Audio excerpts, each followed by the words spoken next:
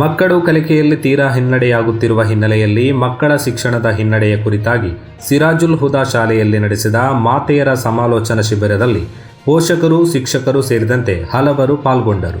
ಸಭೆಯಲ್ಲಿ ಮಕ್ಕಳ ಸಾಂದರ್ಭಿಕ ಕಲಿಕೆಯಲ್ಲಿ ಬಂದಿರುವ ತೊಂದರೆಗಳ ಬಗ್ಗೆ ಚರ್ಚಿಸಲಾಯಿತು. ಶಿಬಿರವನ್ನು ಅಬ್ದುಲ್ಲಾ ಅಡ್ಕ ಅವರು ಉದ್ಘಾಟಿಸಿದರು. ಶಿಬಿರದಲ್ಲಿ ಶ್ರೀಮತಿ ಆಯಿಷಾ ಫರ್ಜಾನ ತರಗತಿ ನಡೆಸಿದರು.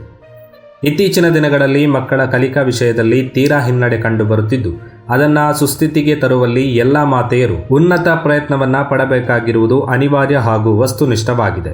ಎಲ್ಲ ಸಾಮಾಜಿಕ ವ್ಯವಸ್ಥೆಯಲ್ಲಿ ತಾಯಿಯ ಪಾತ್ರ ಮಹೋನ್ನತವಾಗಿದ್ದು, ಪ್ರತಿಯೊಂದು ಮಗುವಿನ ಜೀವನ ರೂಪಣೆ ಹಾಗೂ ಬದುಕಿನ ನೈಜತೆಗೆ ತಾಯಿಯರೇ ಕನ್ನಡಿಯಾಗಿರುತ್ತಾರೆ.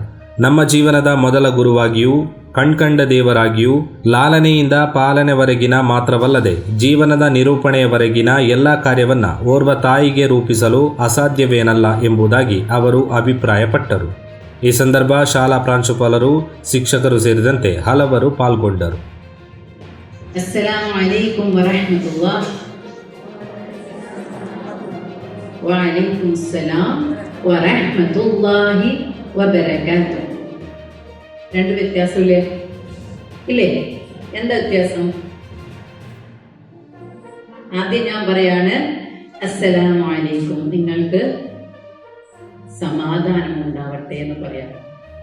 അപ്പൊ നിങ്ങൾ എങ്ങനെയാ തിരിച്ചു പറയുന്നത്? അസ്സലാമു അലൈക്കും വറഹ്മത്തുള്ളാഹ്, നിങ്ങൾക്ക് സമാധാനവും റഹ്മത്തും ഉണ്ടാവട്ടെ.